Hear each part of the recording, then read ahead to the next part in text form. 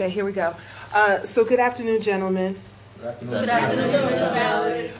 One of the reasons that I asked all of you to come together is because I wanted to have an opportunity for us to have a dialogue. So I'm going to ask that you all just take over the discussion and you get it started. Please do your best not to talk over each other. So and to make sure that you're projecting your voices so that we can definitely hear your words. Okay.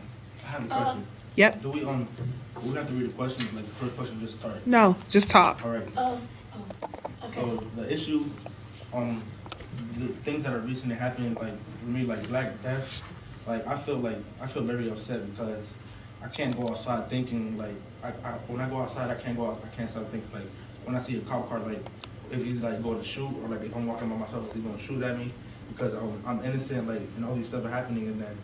And also, like, it's white officers, it's mostly white police officers that are killing innocent blacks and they're getting away with it. And I think it's not fair for our society because why does it have to be black people?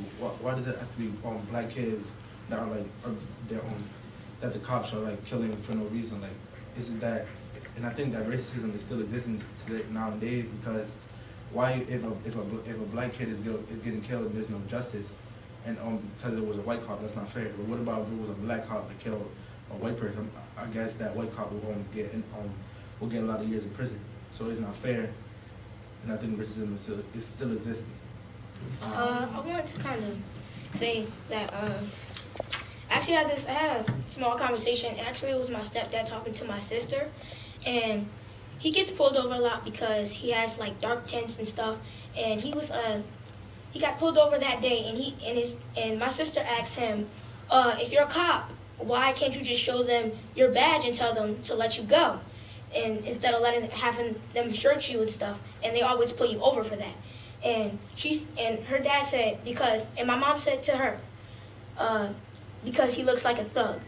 And I think that's kind of like another stereotype. I think that being called a thug today, just because of you wear dark clothes, or you have tattoos, or you wear do-rags and stuff like that. I think being called a thug today is more like being called a nigger back in the 1950s, because it's basically saying that just because you wear that stuff and because you're like that, you're a thug. And the other day on Instagram, I was looking at a picture, and it had a picture of a few white men, big bulky white men with guns standing in front of the Capitol building with American flags and stuff like that.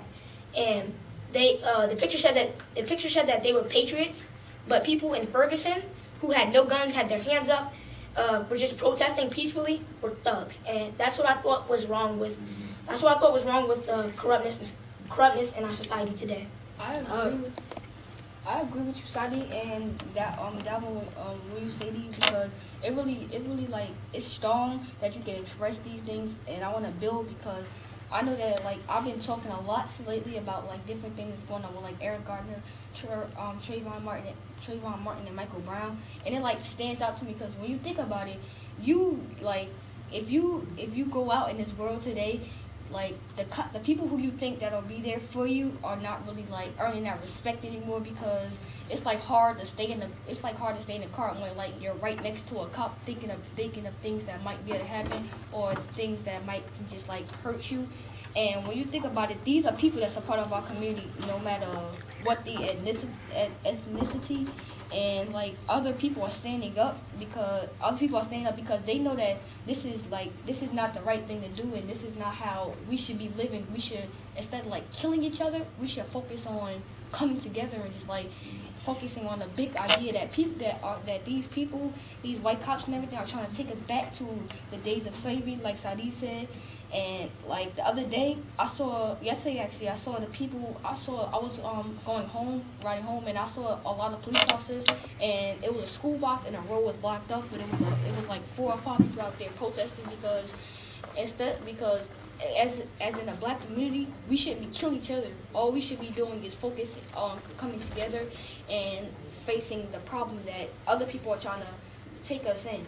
I hear what you're saying, and I would like to add that like when I keep like hearing that none of these people are being brought to justice, like it kind of hurts me because, you know, there's this persona that everybody else, like other people that are like in different countries, like they hear America and they think like, you know, it's going to be peace and like we're supposed to be upholding one another and like we all supposed to like get money together. And like it really isn't like that because like there's so much like injustices that we live against today, and sometimes it's not even seen. And like we constantly have to walk through these streets. Like I take my little brother to school, and early in the morning I see a cop car. My brother responds like 5-0. Like I don't want him to like think that way because it should be no reason why he's scared of the cops. If the duty of the cops is to protect us, then why should he have a problem and why should my brother have to respond that way? Like he should be able to walk freely as the white people are today. And I'm not trying to like sound no type of way against white people because it's not all white people.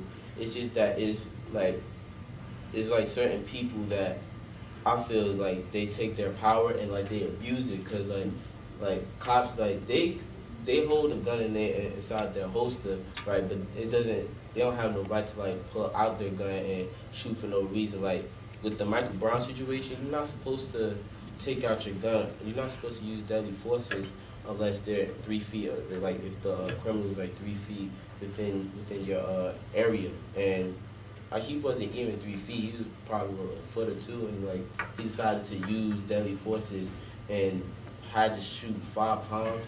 Like he's an 18-year-old, and like although he's big, he's really not even like a threat because he was backing up away. So like it's just so many injustices that we constantly have to live against, and I feel like there's no reason why we should be feeling this way, but that's how it is. Yeah, I agree with you. Like one question that like I really want to answer like real bad, like it says many of my adult friends are asking the question, what do we say to our sons? Mm-hmm. Now, like this, to me personally, I would say tell them like the truth because you don't know whether your son could like go out and make a change and make a difference about it.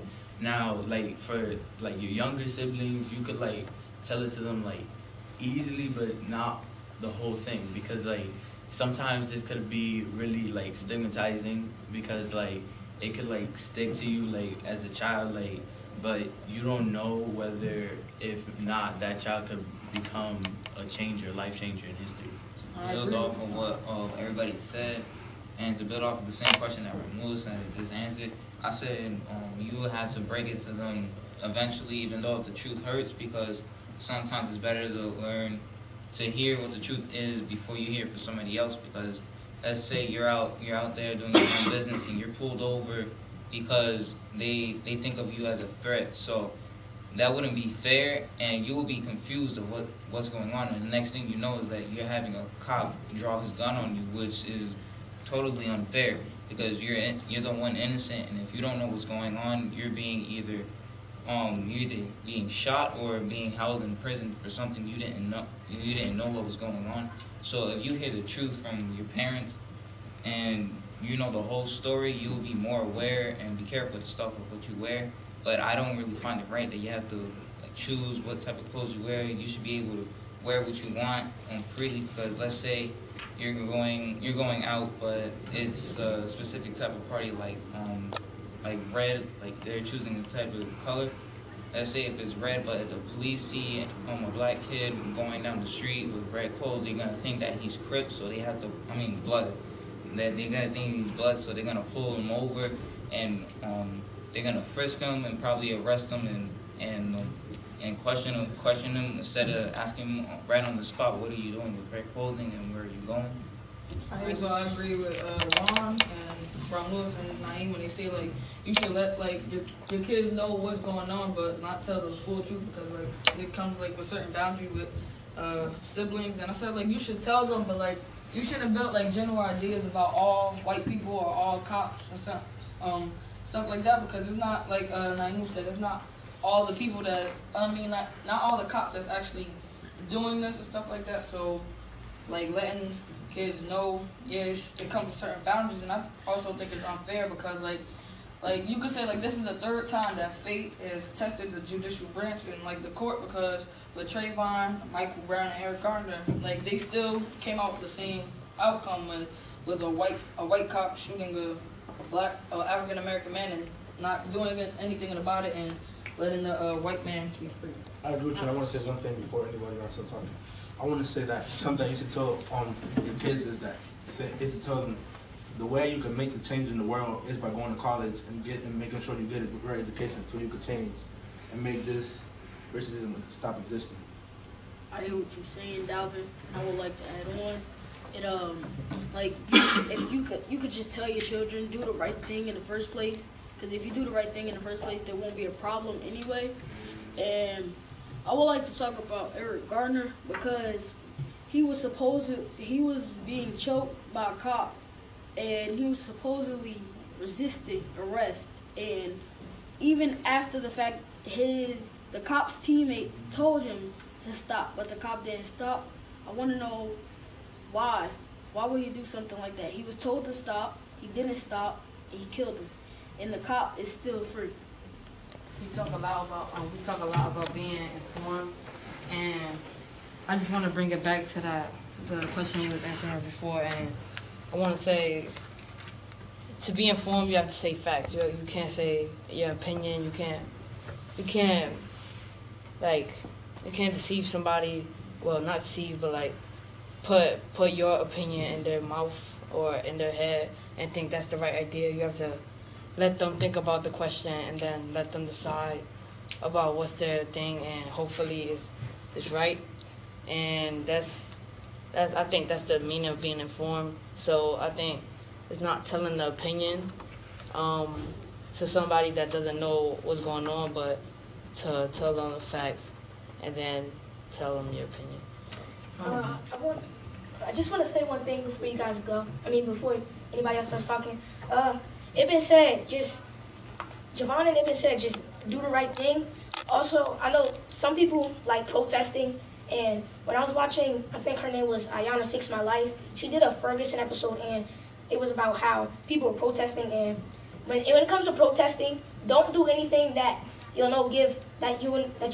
the white cops an excuse to shoot you, or anything to say, like if they could say, oh, he was running through the streets pushing everybody, that gives them an excuse to shoot you. And just don't do anything stupid. That is exactly like that. Don't do anything stupid. Just be there if you're gonna be there, but protest peacefully.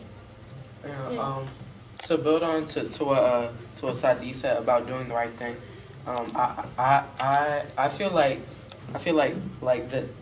there's a lot of talking about how you should act, but based on what's going on with the Trayvon Martin and the Michael Brown and the Eric Garner case, they're gonna judge you at first glance. And so what you have to do is that you have to even though it is unfair that you have to do this, you have to look the right way.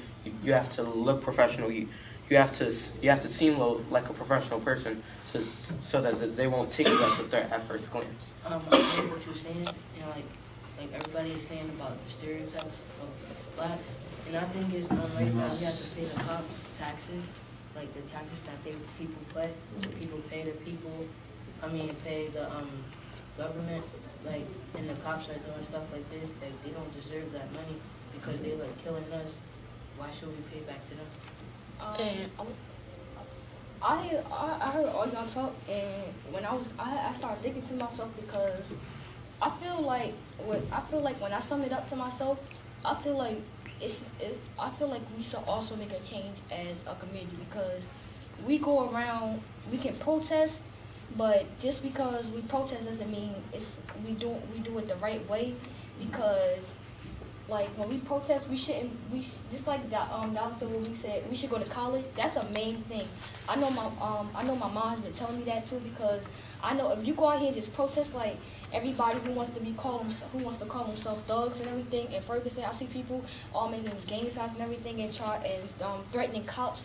I know that's not that's okay. We can protest. I get your idea, but it's not the right thing to do because we should be educated. We should know where we stand and know what our rights are, but also do it in a professional way, which is like what North Star is trying to teach us as young black kids who's trying to be older men. And it's like we should take that lesson because when you think about it, when you have kids, you want to tell them the truth. And it's like when you go like the dude who shot Michael Brown.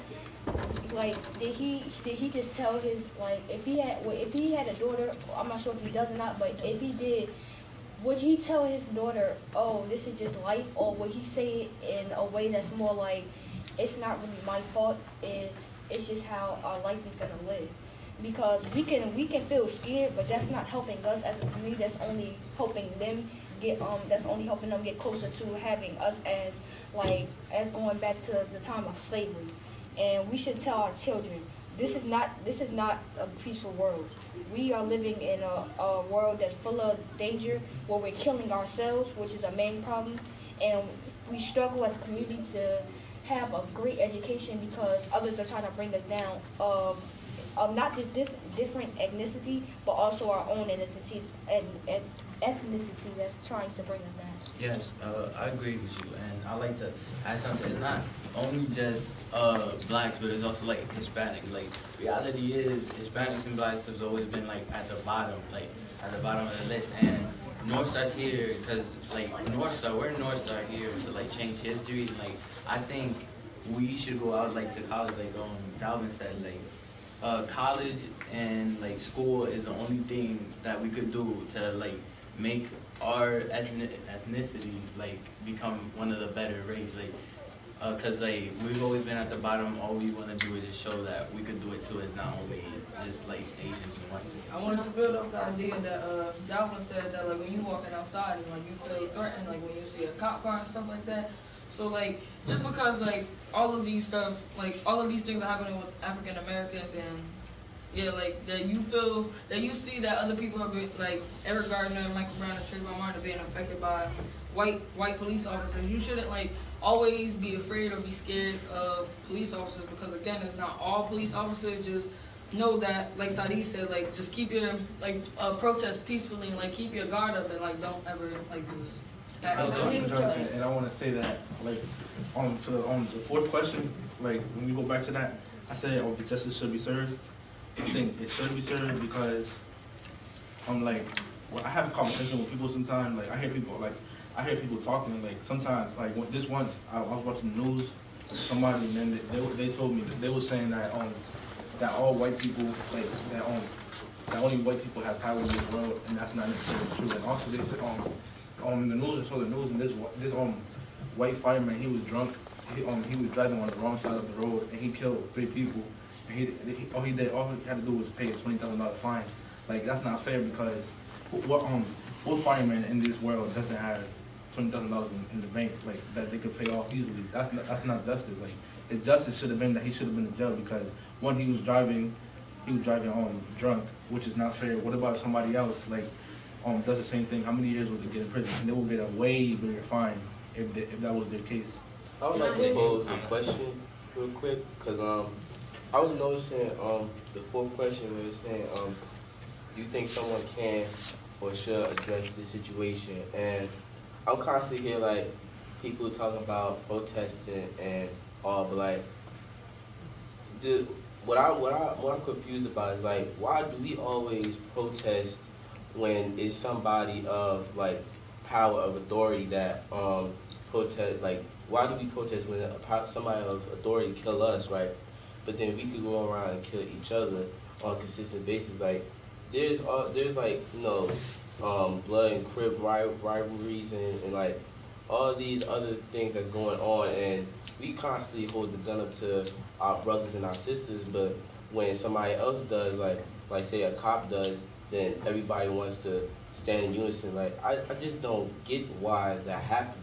That goes back to like the Declaration of Independence. Like how they said all men are created equal. Of course, nobody thought it was true when slavery was around.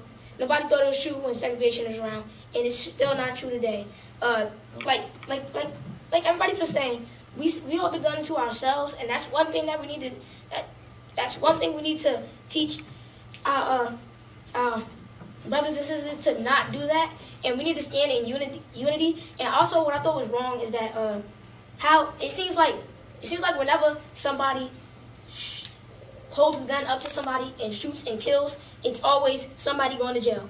In these cases, nobody's going to jail, and that shows that not everybody's created equal, and it should be that way, but that's not how we treat each other. And I hear what you're saying, and I like to add on that, like, the fact that people have been killing each other of the same race, like black on black crimes, I hear what you're saying, Naeem, and I understand your question. And the main reason why people of only protest when it's people of authority that's killing other races is because of the fact that they're other races and other ethnicities.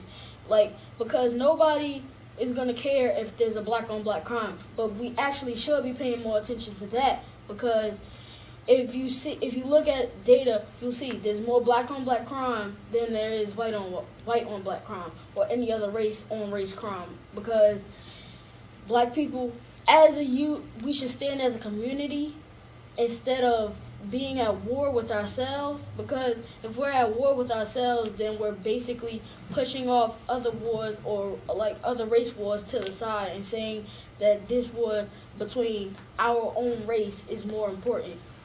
So I got to pause you all there because we are well over our time. It's time for you all to get headed. Those of you who need to go home to do that, and those of you who have other responsibilities after school.